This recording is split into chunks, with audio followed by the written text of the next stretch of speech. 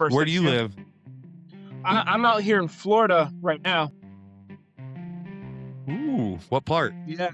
The Punta Gorda area, like over by a little bit closer towards like Cape Coral and um like the Okay. Sarasota area, Yeah. you know. I was born in Daytona Beach. So I love it. Really?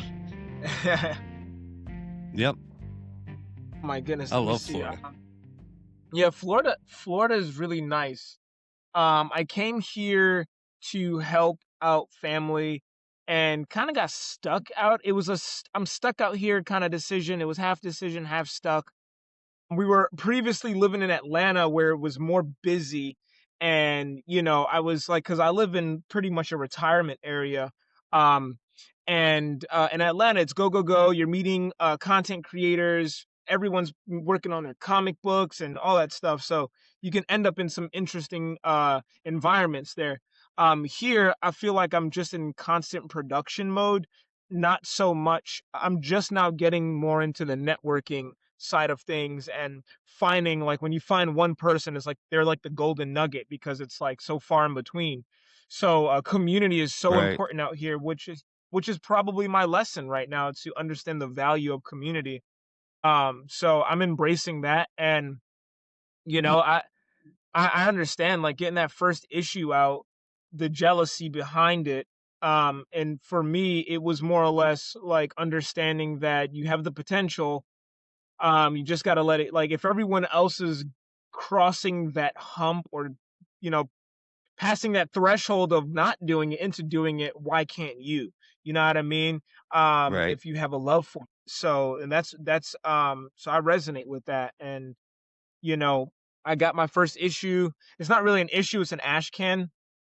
And I made an Right. Ashcan. The one that you read, it's an Ashcan, but I treat it like gold because for the comic book community, I felt that it's important to cherish, and as we already do, we cherish Ashcans, but the well-aged ones. But Right. I feel like today as creators, we can like, I honor the VHS tapes. Like, I have a VHS player.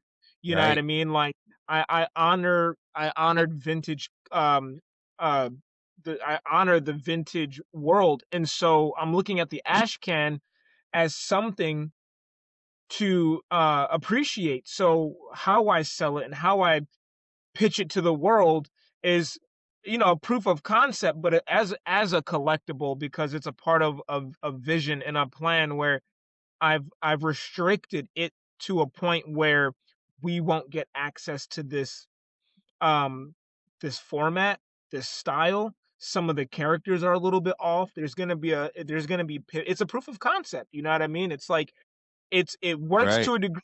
It works to a degree, and then I make switches that are necessary.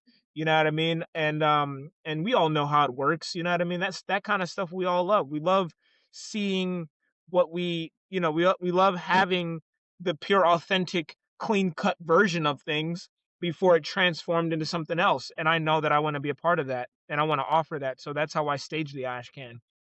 But I noticed that Yeah. a lot of people are unaware of what an Ashcan is. So I didn't know. I went to a comic book There's store, very and few of them now. Yeah. yeah. So let alone, I have fun. I think, like, uh but sometimes I stage the Ashcan as a double zero issue, and I'm rolling out issue zero. And the idea behind this comic that I'm working on is called Jack and the Journey Starseed Ascension. It was going to be your typical, like, Percy Jackson um novel series. You know what I mean? It was gonna have deep lore, and you know, it was gonna be a fantasy epic. And so there, typically there's prologues and stuff like that. So I was like, how can I bring bite size this down? And that's been my battle. Should I write this or should I illustrate it? Right. Um, and Ooh. then Yeah. you hired, yeah, my career in storytelling started off as a novelist. So I Okay. published, yeah, I have children's books and I have novels, right, that I've written. And the comic book itself, I have chapters that I've rolled out for this comic book.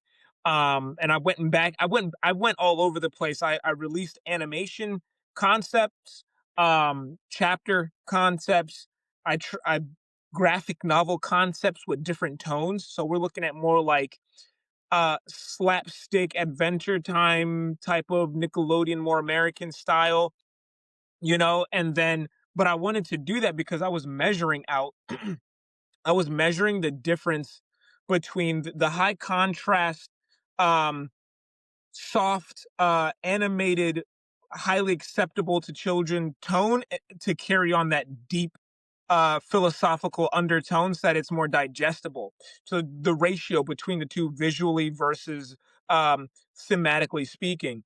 So I found my sweet spot between like I don't I have not watched all of One Piece or anything, but like looking at One Piece and looking at like Jack Spire not Jack Sparrow, Samurai Jack, I'm looking at like the stylistic choices and the themes that come along with them and how the audience takes to the themes in ratio to the stylistic choice.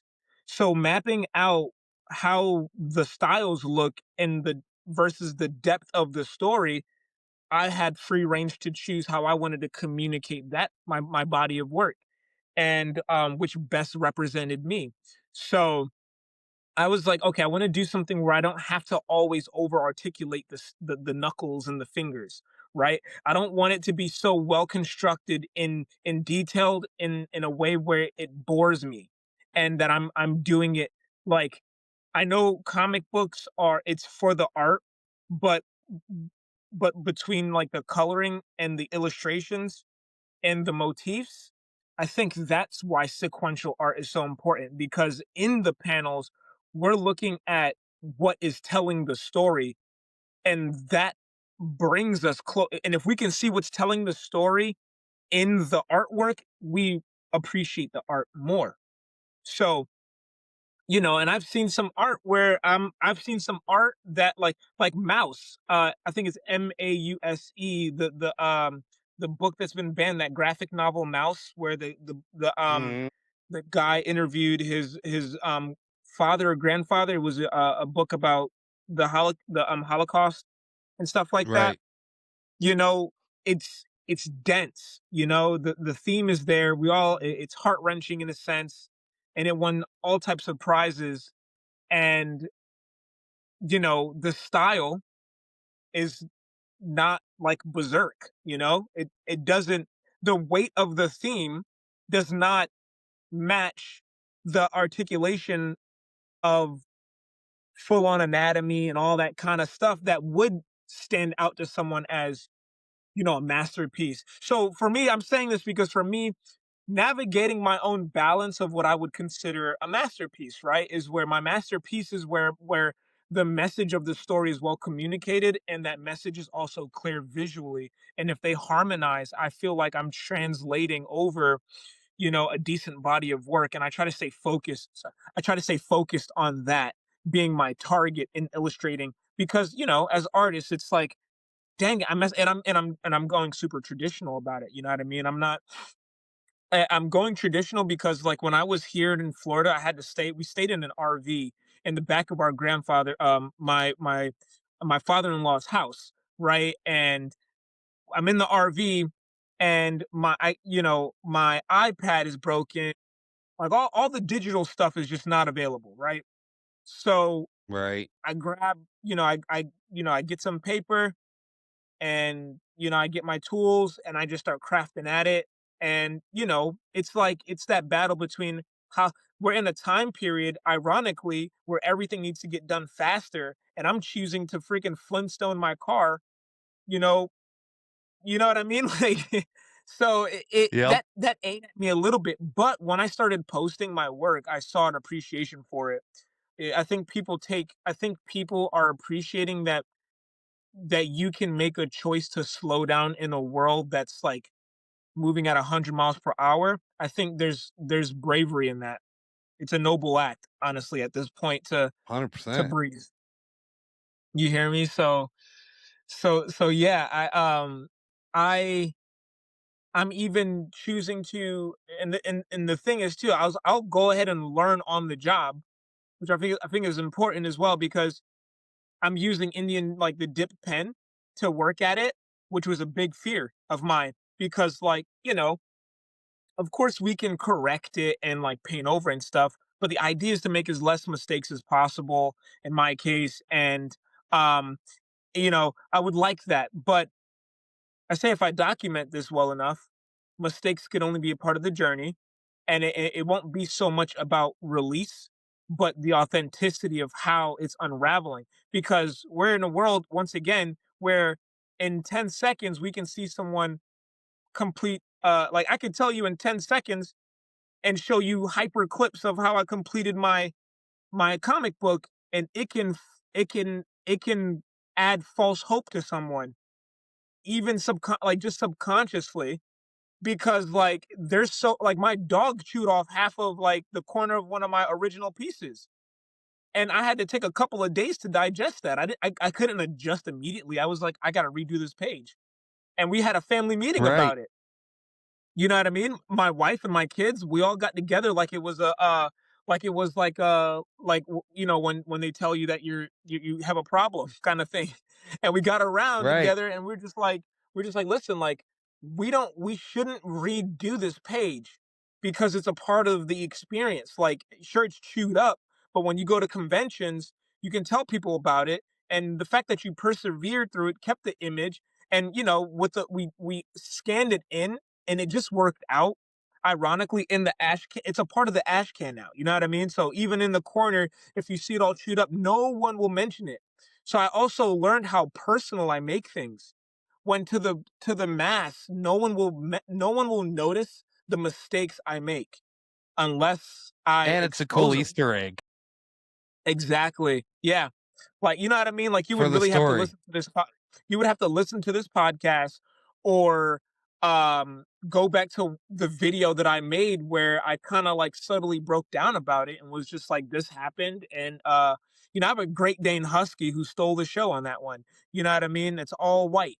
And and so she made the highlight, she made headlines right there. But yeah, persevering through that, it's like, yes, being an artist is like wicked cool. Telling a story is wicked cool.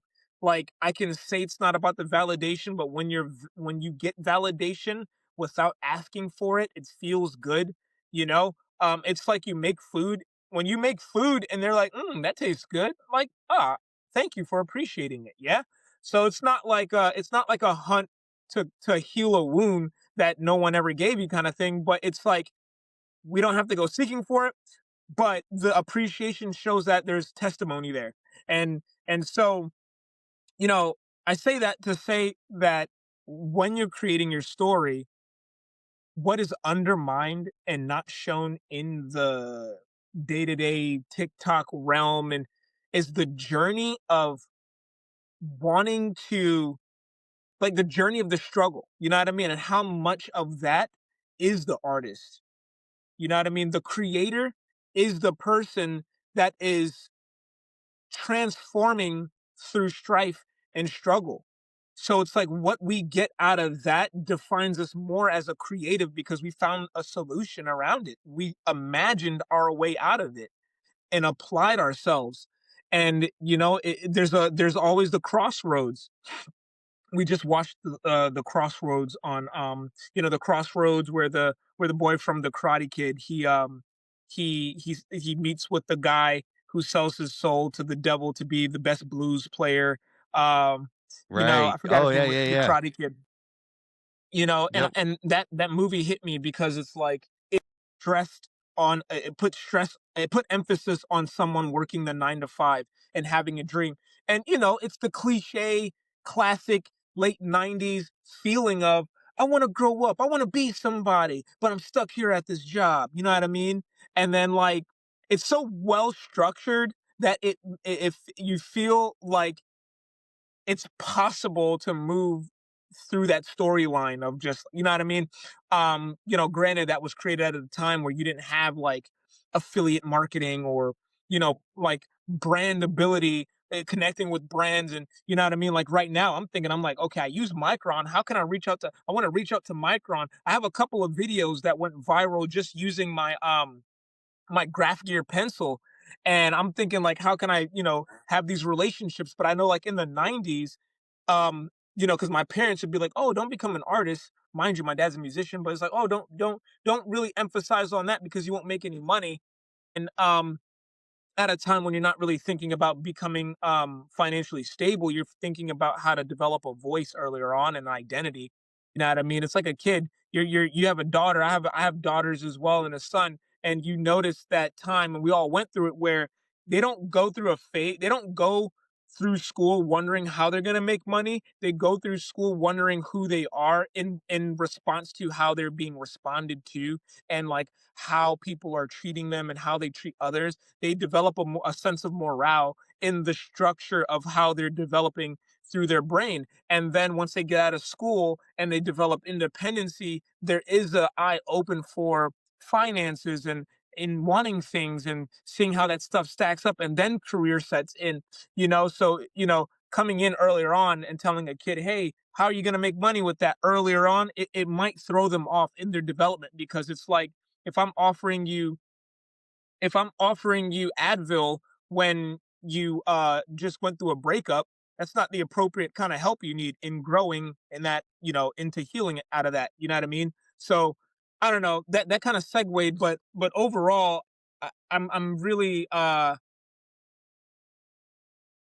and maybe I need to focus on this more, because like I realized social media, and I don't want to, it's not that I'm like woe is me kind of thing. It's like social media. I'm where I see my focus in social media, that it's taken a turn, and it's hurting us to have to create a certain general pool of of content. And this could be me, and we all know how the algorithm has its way, and uh is this could be a reflection of my algorithm.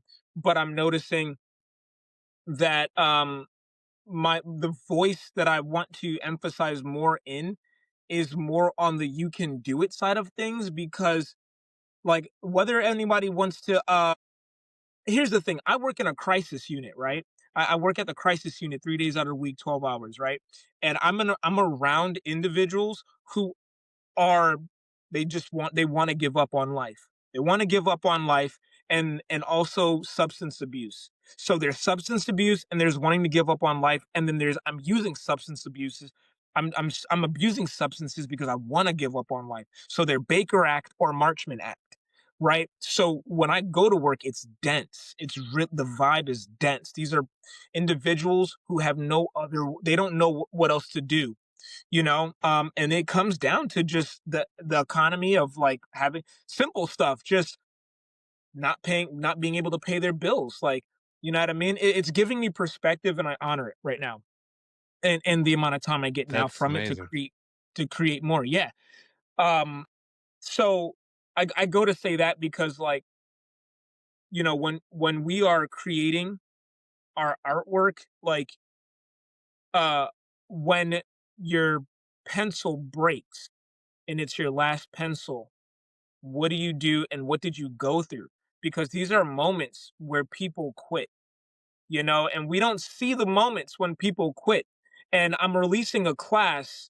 I created a curriculum of just uh, a simple blueprint of how to tell a story and how to get it printed, and get it up digitally, for because Florida has a great program where we homeschool our children. So, and we have this thing called Step Up for Children, and it's a homeschool funding system, right? So you get a bag of money to make sure your kid gets the best education from home, right? So I've put my course on create your own comic book. Learn it's a extracurricular activity, but you now the funding comes from that pool of money, and they can pay to participate in my class and have their kid print out their first comic book and understand that they too can be a part of a convention and live that life. Because I live in Port Charlotte. That's Well, I'm in Port awesome. Charlotte.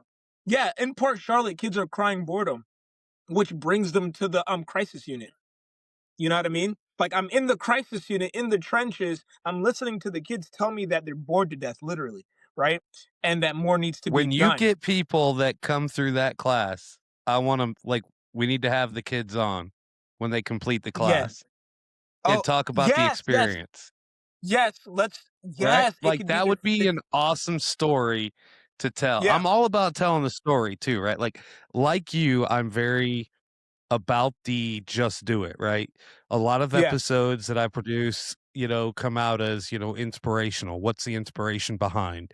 You know, like you're going on, you're rambling a great story of inspiration. That's why I haven't said much yet, but it's that kind of thing. It's like I was the same way. Like I was inspired, to do this, go through the process of creating my first comic book, right? I've hired an artist, did the whole thing. I have it in my hands. Like I did the whole process other than drawing, which I did draw this cover, but it inspire and hopefully I can inspire others to do that. And what you're doing yeah, is very inspiring. And when you get through this and like you stay in contact and we need to get showcase those kids that go yeah. through that with their parents' permission, of course. Of course, yeah, um, but yeah, like showcase some of these kids that go through that and like you said they can go to a convention, they can be on a podcast, there's more to life. That's why I do this for my daughter. I yeah, joke and say my daughter's the real host of the show, I'm just the co-host and do all the work behind it. She's the star of the show, and it's true because like I'm showing her there's more to life than just working every day. And I oh take her yeah, places, we do things, we travel. Like as much as I can do, I do for her, for both my kids. And that's what inspires people to, like you said, not cry boredom. Like there's a whole yeah. world out there than the It's the it, house and city and town you live in. yeah, bro. It's becoming they. I like it. They want to listen. I say this all due respect. I feel now. I say this generally. The solution to mental illness is discovering self worth because once you understand, like I'm in my wife. Okay, I'll say this straight up.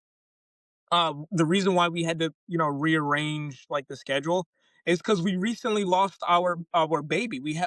She gave birth, the baby passed away, and it was hard. It was really hard. It was really hard. Um, I'm sorry to hear that. and yeah, it was. I appreciate you, because I'm like man, I'm about to get on this podcast and talk to a dad who's in the art world, and I want to show up properly, and that right then and there, I didn't feel I didn't feel complete. Uh I went from like working on the comic to then making music to kind of cry through music. So I took a step back, and my wife is a singer, musician, all the whole nine, cinematographer. She does all the filming, I do all the writing, and she converts it, and we're a powerhouse. It just took a toll on her body. We were in the hospital for weeks, and my 6-year-old and my 11-year-old and my 19-year-old, we're all just camping out at the at the not hotel, at the hospital.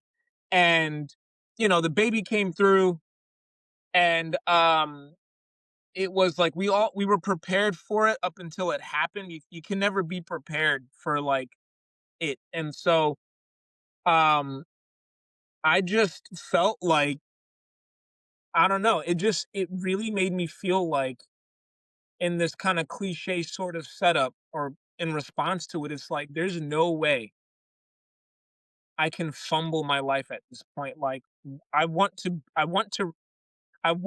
represent that life as we are living it is worth doing what we enjoy, and it can actually be a foundation of our reality. You know what I mean? And I get stuck because I'm crafting out my own blueprint, and there's no woe is me in this, because like I understand that any entrepreneur would understand that they got to kind of go out there and figure it out, that kind of stuff.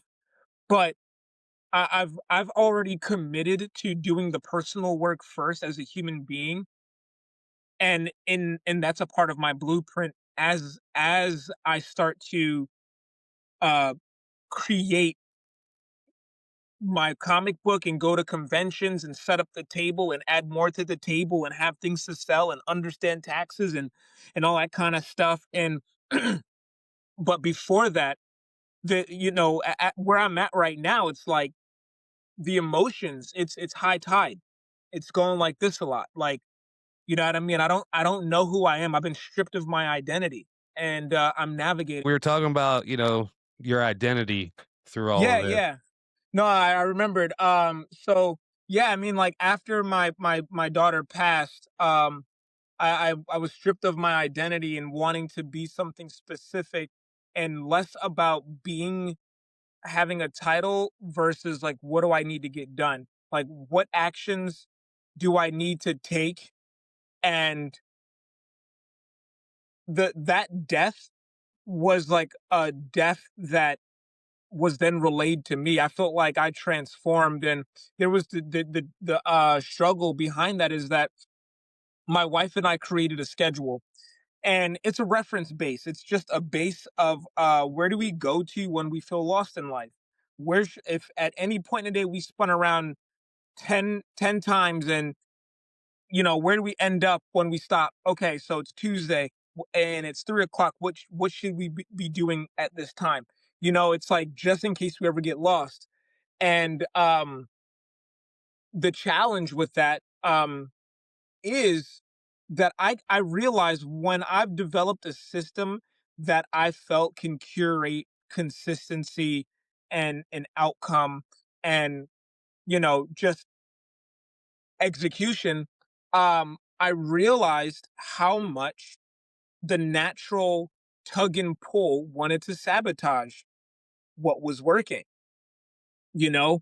And I realized that because a lot of my life, like we're very nomadic, you know what I mean? We lived in Atlanta, we had a mural business, I'm not working for a long time because we're writing, we're painting, and then I'll go get a job to help out here and there. We were just really like earthly artists, you know what I mean? Nothing major, not raking in all its kind of money or anything, but just we were paying bills and getting the job done. And sometimes the lights were off, and I had to go do whatever to go get that on. And and luckily, my children enjoyed the challenges, and it doesn't affect them. You know what I mean? And I think it has a lot to do with mentality. We don't cry poverty.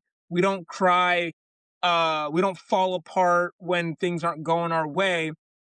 You know what I mean? It's just that, like, okay, the lights aren't working, so digital detox for everyone. You know what I mean? So and then it all goes back. Next thing you know, we're on the acoustic guitar playing music where we get redirected back to our truth. You know? So it just, but my point is that like the scheduling helps us really um break free from self-sabotage, because I realized how much my natural instinct to go against that self-curated tide in order to do things out of habit and out of safety and out of comfort. For example, I just want to draw. I just want to illustrate this story. And but we have therapy after, the whole experience with our child. We have a lot of therapy we go through, thankfully. So there's that. And then but within the schedule, there's, hubby and wifey day, and there's family day.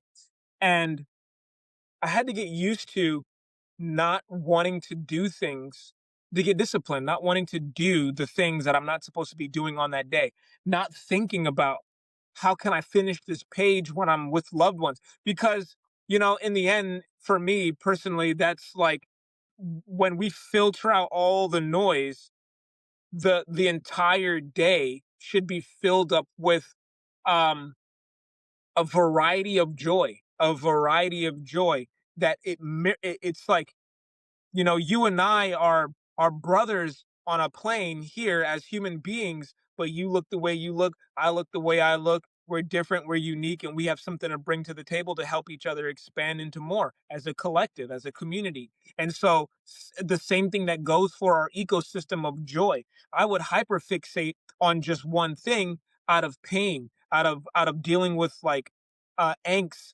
and insecurity, hiding away from the solution in my art. And people laugh, but it's a real addiction. It's a real addiction to drawing. It's how people get caught up in substances because, and when you take that route, you kind of numb out the actual opportunities that hurt to deal with the actual pain and to kind of hide away from opportunities to evolve from that. So, you know, I would hide in art and versus confront my challenges and being able to transform. So, you know, not being able to draw all the time has allowed me to grow faster in areas like fatherhood, hubbyhood, showing up for myselfhood. You know what I mean? Like knowing the difference, and I give kudos to my wife for this, but we've had conflict over me not saying that. One kind of challenge I had was being like, well, she was like, you need to have time for yourself. You need to make time for yourself. You need to recover and rejuvenate yourself through um like relaxation in some way where your mind isn't going and your body isn't going. And I'm saying, but I love drawing. What do you mean? Like I want to draw. Like that's my thing.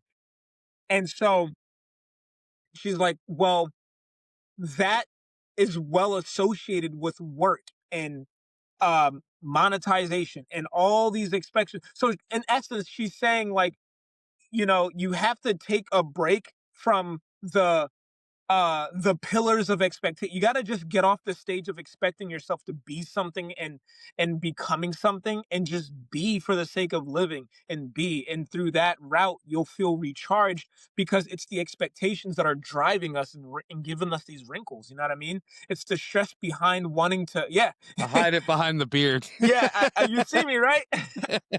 His beard just sprouted up. I went like this, and then I went like that, and I said, "Oh my god, I have a beard." You know, and I got some wisdom hair growing out of it, like Yeah, you. You know what I I mean? got some, yeah. You like a sage. You know, My next honestly. comic's gonna have a wizard in it, so I'm just practicing growing the beard out Yeah, for the wizard. role play, yeah, yeah. But even to go deeper into like familyhood, like my daughter, you know, I'm bridging the gap between hers. You know, we try to run a D&D session, but you have a 6-year-old, you have me and mom, and then you have an 11-year-old. You know, we're all ADHD, undiagnosed, riddled in excitement and joy, and we're all trying to stay focused. My 6-year-old, we're trying to play a game that compounds over time, right? Like time. And here we, you know, here we're introducing the game to a 6-year-old and 11-year-old like it's Uno. You know what Right. I mean? But in the end, it disappoints the oldest one because she says like now she's feeling forced to have to go find other friends to go do this when she wanted to really do it with us. You know what I mean? So our next attempt is to just focus on Magic. Magic the Gathering runs a little bit faster. So if we go to 0 to 100 to D&D, maybe our we tone it down and we go to Magic, it's not it's still, you know, it's there's still some kind of like articulation and some kind of it ages you in a sense. And experience wise of being able how to read cards and be systematic and stuff, but it's not as dense on the patient side as D&D, and it could be a bridge. You know what I mean? Because the art is phenomenal. I love the Mhm. art on the cards, and it's really why I play it, and it's inspirational. So you know, with my wife being like, do stuff for the sake of play, it kind of hurt in a little bit because I felt like I was fighting to keep this identity behind the art itself, the project, and I'm like, whoa, did I suck the joy out of my like the project that I felt was the one that kind of saved my life, that I now just turn it into a freaking Starbucks or something. Like, you know what I mean? Like, You get what I'm did I just do that? And so that's my like I'm not gonna say I have answers because that's my day-to-day battle right now. It's waking up and honestly not following the tone of anxiety that I'm surrounded by when it comes to making my pockets fatter and like, being like the greatest provider in the world. There's a balance for me there. And I just know that right now, us as a collective, us human beings, we're feeling, at least I'm feeling the pull to want to be more, to find the answers to my true calling, more so than ever. Um, and I feel more sacrificial in a sense, but I'm noticing where to focus. What do I need to cut off in that sacrificial sense? Obviously not my family. This is not like one of those old it's like not back in the 70s, or we just kind of leave the family to go off to be an artist or whatever. You know what I mean? It's Right. not like that kind of thing, but it's realized like peeling back the layers of the ego and finding what is in resonance and at flow with the family versus forcing something upon the family and telling them you guys got to live like this because I'm aiming for this goal, and having them just kind of support me be selfish. And that's just the dance right now. You know what I mean? Like I get bothered by how much content I can't put out. But that's my ego wanting me to operate off volume. You know what I mean? And like the creator of One Punch Man, he has a very heartfelt story because he chose to do it like he grew deeper into his passion at the level that most wish to have notary, like to have the animations and all that kind. He got there out of being kind of shy. Like he posted his artwork online, and that's all it really took was just literally just being consistent. That boils down to the equation of what it takes to get people to want to enjoy your work. Because I have something to share with you, and I'm always at the door like, hey, guess what? I got something that you would be really interested in. Oh my god. And that's what I truly believe is the sensation of when we choose to gift give. When they say, hey, you gotta like use your gifts, and they're like, oh, how do I know what my gift is? Well, it's like, what's the one thing you're super excited to share with someone? Because that in itself is the gift that keeps giving, right? It's like, I have something that I want to share with you, but it's the excitement behind me wanting to give you that gift because I have an idea that you would just blow up about it, you know? But what taints that is that like we create and we create and we create and we're building the narratives and we're building the stories, and we have to go through that world of deep articulation and making it something so in resonance with an audience that, coming out of that, thanks to being able to pitch and thanks to being able to, briefly share the story in moments. Cause I go to the conventions. When I go to the conventions, I'm just very like happy with, meeting new people and being able to pitch them the story and see them resonate with what there is to offer there. You know what I mean? Like that's beautiful. Being able to say, "Hey, this is what my story's about," and they go, "Wow, tell me more," or "I'm in." Hearing people say, "I'm locked in," "I'm in," "I'm in."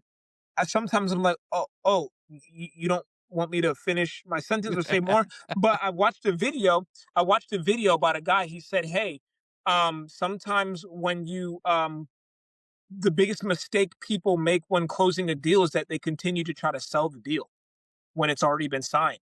You know what I mean? So I realized Right. that at conventions, like I don't really need to keep on pitching and all that kind of stuff. They're sold.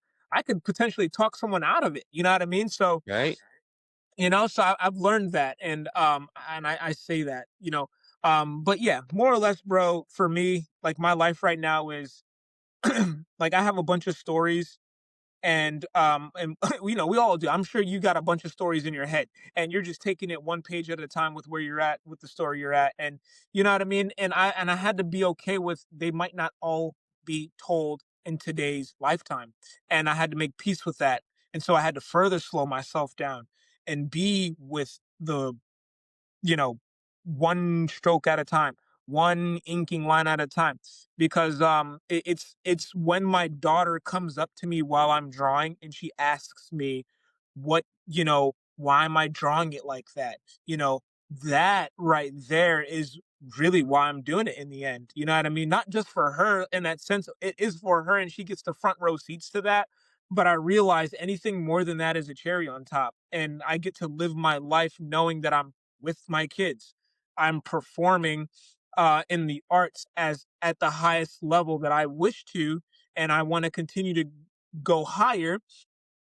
But at the end of the day, at least this foundational setup right here, I get to kind of like lay into it and come up out of it to continue to keep, enjoying the sweetness and the fruits of what I choose to put in, and being consistent, having a schedule, and all of that develops fruits in the end. And That's right. so my daughter in the car, we're driving to karate. She's like, I want you to quit I want you to quit working at the crisis unit. And we go, why? She's like, I liked it when you didn't have a job. You're so much fun when you didn't have a job. And then and it's like, and I say, hey, what we're working on right now is we're gonna travel to conventions. You're gonna be with me at my table. We're gonna have the hotels. You can go to the hotels whenever you want and have the setup. And to me, honestly, bro, I'm gonna tell you straight up, there's a fine line between us saving the money and all that kind of stuff. But there's this one musician, I forget his name. He's an African guy. I think he's African. I'm not sure. Don't quote me on that. But there's a musician who won't go to shows and perform. He's high level. He won't perform if he can't take his family. Like, he goes on stage with his wife, who was pregnant at the time, with his kids, and they're all there. They got mics and they're hanging out. And, he's the epitome of what culture looks like when family is included in that culture. And that went home with me. And, but from birth, when me and my wife had, when we were shooting films, like, the children, all they know is being on sets, being behind the restaurants as we're painting, or after hours painting. Like, they've always got to be on that side of the table. So when Right. I'm at work, it's not normal. You get what I'm saying? Yeah, It because they're almost not with you. Yeah, they're not with me, and they're just not seeing me. They're not seeing me grow. They just see me come home with, trying to recover from the crisis unit, because it sticks to you a little bit. But I told her, we're gonna have a nice table. We're gonna have our merch and all that kind of stuff. You can either have your because they're artists. You can have your stickers and stuff, or you can go to the hotel and you can stay in the pool with mom and check back in. But we're gonna do it so it's a lifestyle, and that's what every moment where I apply myself is aiming to, that being able to travel. These children, they love hotels, like, they love it. So they want a hotel youthful life, like, let's do it. You know what I mean? Um, and I'm there for it. And then obviously, as a dad, I'm still figuring out how to think a little bit ahead of that. Like, we, think so. We bought some Pokemon cards, and we buy Pokemon cards, and we're like, we should buy these Pokemon cards and just put them in a trust. Just like have a real imaginary treasure box. Because sometimes people look at the trust as a treasure box. You know what I mean? So it's like, we can do the life insurance stuff and all that kind of jazz, but like, let's just put like really cool stuff in our trust, amongst other things that make sense. But yeah, I guess it all circles back into like being present with your kids and your family, and like your art will evolve. I have to tell myself my art will thrive out of putting my family first, if that makes sense. You know what I mean? Because they are the ones kind of orchestrating the they are the ones orchestrating a realm of inspiration.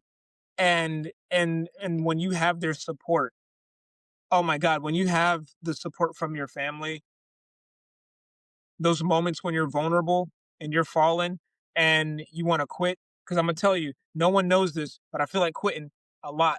I feel like quitting. Just today, I was just like, I don't know if I, And I don't want to be macho about it because a lot of the time it's like, oh, don't ever say you'll quit. I come from a very competitive background. I was a high performing athlete as a soccer player. And like the last thing you'll ever hear me say is, oh, I want to quit or anything. You know what I mean? My kids, they are really great kickboxers. They're doing their katas, they're performing and all that kind of stuff. And the last thing I'll do is tell them to quit. But in the kitchen, I was like, I gotta say this because I feel like being vulnerable and they look up to me in some ways, and I just need to be honest. I said, guys, because like they're pointing out my page. They're looking my pages kind of they're in the house. So they're looking at my artwork and they're like, man, why is this like that? What's going on with this? Like they were starting to help me fix it. I'll say positively speaking, they were helping me fix it. But because it's like inked and penciled and I'm just like, it's not digital. So when they're making the corrections, mind you, I am like crashing off of coffee and I had some beets in my sandwich that the B12 from the beets made me go crazy. I don't know what it is. I blew a fuse and I had to go take a nap. It was weird. And so I just fell out of it and they were just like, "Hey, shouldn't the symbols on these like slanted mushrooms that are supposed to look like the city, since the mushrooms kind of tilted, shouldn't the logo of their shouldn't their sigil slant alongside?" And I'm like, yes, you're right, but it hurt so much at that time to receive the critique and the workload that I put onto myself that might not be true. I'm in the kitchen looking at the dishes and feeling like I gotta take them to karate. I'm looking at the dishes and I'm thinking I gotta correct this. Mind you, I want to release a page once a week, so here's the setup, right? My wife is watercoloring the images. However, I owe her the second novel to the first book because I crafted a trilogy and I finished book one of the novel and it's her favorite book. It's literally one of the pillars of our marriage, you know? Um, and so it's like when I neglect this book that I'm supposed to be writing, it hurts her. It hurts her because it told such a story. It was the coming of us together and family and all that kind of stuff. It's about a girl who rescued over 100 rabbits from a serial killer trying to harm them. It's mythical and it's magical, and she becomes like the mother of rabbits in this like take them to the promised land type of way. So it's a 3-book trilogy of her going from a location in California in the middle of the woods where she meets all types of stuff to being on a boat that's a cruise where all of this crazy stuff goes down on a cruise, then to the location on the island where they experience the next level of rabbithood. It's the Goonies meets Watership Down. So yeah, to put Okay. things there. Yeah, so she wants me to finish the second book. I'm like on the 20th chapter. I probably got like 10 to 15 more to go. Um and so the agreement is while she watercolors and paints and finalizes like renders on her and the image, I'm working and writing on the novel, right? And so just getting there has been a challenge within our schedule. She has therapy, I'm working with the kids, or I'm still Right. setting up my courses for the thing. So Mhm. like there's like this type of stuff, you are prompted to give up. It's like you feel like you're set up to give up. But when you don't, you realize that you build a tolerance for the life that you're creating, like the future you. You know, what you mean you stack on more plates now so that it just becomes easier over time. It become 20 pounds feel like 50 pounds at first, but then the Right. 50 pound, you know what I mean? So and I'm learning, and like that's why I'm very thankful to hop on here because like I've been very quiet. I've been struggling with content, so to speak. After our daughter passed away, I've just not been feeling like talking to people. I've not felt like wanting to. Um, I've been wanting to hide behind creating and pitching and going hard, but I didn't want to get into that competitive space of the like, you know, do it for my daughter kind of thing. I wanted to be like, okay, she does not want me to get lost in the sauce spiraling back into crash burnout. She does not want me there. She wants me to live long term. She wants me to live the rest of my life in the way that I prefer. So we just got to get to work on that. That's where my energy shall be channeled. So instead of quitting my job right now, I'm going to honor it. And it's blessing me with 4 days off. And I'm going to use that 4 days off strategically. Mind you, like like today, there's kind of like a domestic situation, a domestic violence situation going on in the neighborhood, like across from my home. So here I am getting up ready, following my schedule. I go to do my admin work so by 1 o'clock I can start working on these pages. But then I get a knock on the door from the gentleman saying, "Hey, I need you to call the cops. I need you to call the cops." Next thing you know, I'm over there, sacrificing my time, helping helping them do what I like, helping them with what I do at work, de-escalation.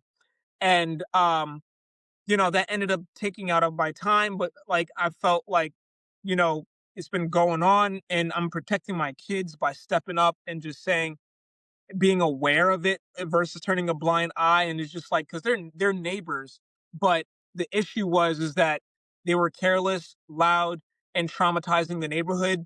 And I'm familiar with traumatic situations. So I went there to kind of just say, "Hey, you separate, you go relax over there, you go relax over there. Oh, you want to go for a drive? Okay, go for the drive. No, no, no, let her go for the drive because she wants to cool off. Let her go do that. You can clean up the glass, pick it up so that when she gets home, it's comfortable.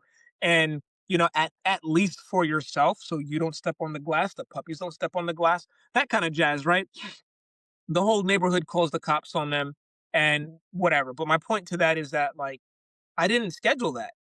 No. You get what I'm saying? I didn't schedule that. The whole morning up until karate went by, to the point where I said, "You know what? If all else fails, be thankful that you're gonna be meeting up with AJ and you're gonna talk and you set the intention." I got certain slight milestones, but it was such an overstimulated morning. And then I turned my back around, and then I'm next thing you know, I'm in couples therapy. And I'm like, wow, I forgot about couples therapy. So I'm in couples therapy for an hour, right? And I get out, and then, so the whole name of the game is, like, no matter what system you put in play, life is gonna life. Life is going to life, and that's where it's constant. It's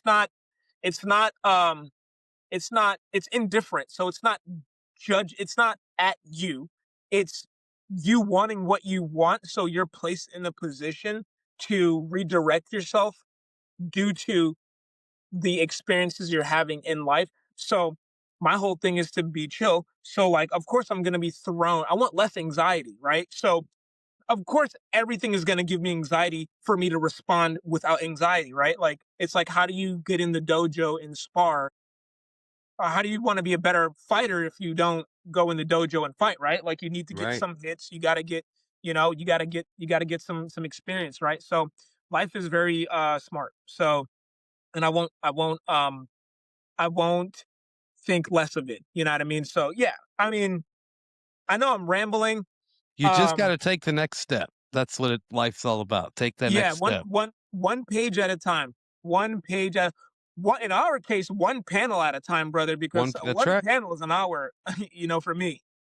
You know, I want to go faster on my panels, but like there's a lot that goes down in one panel in life Mhm. and while I'm drawing. So like it is literally one panel at a time, one word at a time, and just trusting that whatever you got done at the end of the day was what was needed to get done, because you have to trust yourself that you are doing what you're doing. Otherwise, make some changes. You know what I mean? If I'm doing reps. I'm working on doing reps and saying I love you more. You know what I mean? Like I struggle. It's not that I struggle. It's just that I don't. When I leave, I'm making sure that, like, I've said my goodbyes properly, because like I'm looking around and seeing I'm looking at, on a strict scale, like, what do I value and how do I want to be valued by my family, right? So it's like these things really matter to me, and I can't expect anyone to do them if I'm not doing them. So that's really what it comes down, is just being more heartfelt, being superbly creative, superbly, and that just doesn't mean illustration. That means navigating conflict with loved ones and finding solutions, because creativity, I feel, my personal definition, my made up definition is to creativity is solving problems. And if you can solve a problem, because in your illustrations or whatever you're doing, your storytelling, you know, you can come up with, you can have writer's blocks and all that kind of stuff, or not being able to get the hand to look the way you want. You can work on the hand 1,000 times to, you want it to look like this, but it's not hitting. And it's like, you know, the solution that you get out of that comes from you not judging yourself, not overdoing it with yourself, not pushing yourself too hard. You get in resonance with yourself to the point where you pump the brakes, and you start to fall back into a, this is not so serious. And so then the answer starts to reveal itself. Next thing you know, you realize the hand should have never been like this to begin with. It doesn't make sense. It doesn't make sense. So then you learn to find a solution, which is creativity in the end.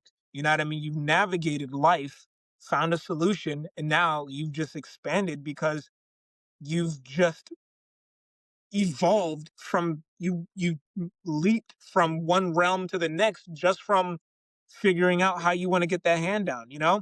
You leveled up. You leveled up. That's my You leveled favorite up. expression. Use the D&D expression. I love D&D, by the way. Yeah, yeah, yeah. Oh my You God. level up, right? Like when I had Stephanie Phillips on, we leveled up, right? When I had Stephanie Williams on last week, and the episode will come out tomorrow, but you level up when you have these people on. I leveled up just by meeting you today. Like Oh man. this, yeah, I mean, I'm inspired by you today, and I hope we can talk more often. I really want to, Oh even yeah. offline. So, Yeah, my goal honestly is to my goal is to really connect with dads who are in the trenches with me, because that's where it's at. You know what I mean? mhm, How what was the time length on our video? whatever we want it. I have no. Okay. I know you got a kids coming to the car soon. Yeah, they're Um, starting to come in, and then my wife and I do the kickboxing yeah, when their class is over, because after the whole like pregnancy stuff, you mhm, want to get fit again and all that stuff. So yeah. we're gonna go I'm gonna practice. I'm gonna ask you one question. I Yeah. normally have a whole list of fun questions and a whole list of just generic questions, but I Oh, want you to answer this one question. If your life were a comic book, what would the title be? God. Oh my God. Jack in the Journey. Literally Jack in the Journey. There you go. I I didn't I wanted to get clever with that one, and I wanted to like really, but my wife just whispered off to the side that like I I've heard already her. kind of, yeah, she, I got the shirt on. Yep, Yeah, that's literally. awesome. And here's why, right? Um in a world where I felt like my voice didn't have any relevancy, right? At the time, I drew a character. It didn't look like how we have them today. But I would just illustrate in sketchbooks a man in a top hat with a mushroom coming out of it, jumping from clouds to clouds, floating mushrooms to mushrooms, wandering down endless stairs into different little portals that led to other realms. And I called him Jack. My name is Jaquan Jackson. My pseudonym is Zen J Jackson. My son's name is Jacoby Zen, so I took the Zen name at my first name, and his name is Jack too. Someone in high school used to call me Jack Jack, and I love Jack and Daxter, so that JAK just all aligned. But more importantly, thematically, the story became something very philosophical to me, and it just became something that I wanted to, it's like a journal entry, but it's becoming more entertaining over time. And as I understand themes, as I understand what messages I want to send and share, um I'm able to really reflect through my life, and and see where it's really impact, like I can work on the story and it can teach me a lesson, you know Well, I 100% agree. I'm gonna call this part one because I don't okay. think we're done. No. And it may not be next week, it may not be next month, but we're going to do this again. Yeah. I would love to have you back on at some point, especially if you have something else come out or whatever. Please let me know. We'll get you on. I'd love to talk to you about the course you're doing. I want to stay in contact about that. I know you got to get going. So I appreciate you being on Talking Comics with me. This has been really fun. I normally have an intro and we go on, whatever. But it was amazing meeting you, and I'm glad we met. And I want to tell you, if you need anything or need somebody to talk to, I'll be here. Like, you let me know. AJ, I know it, bro. I can already feel it. I'm going to email you information to keep in touch with me. Yeah, please do.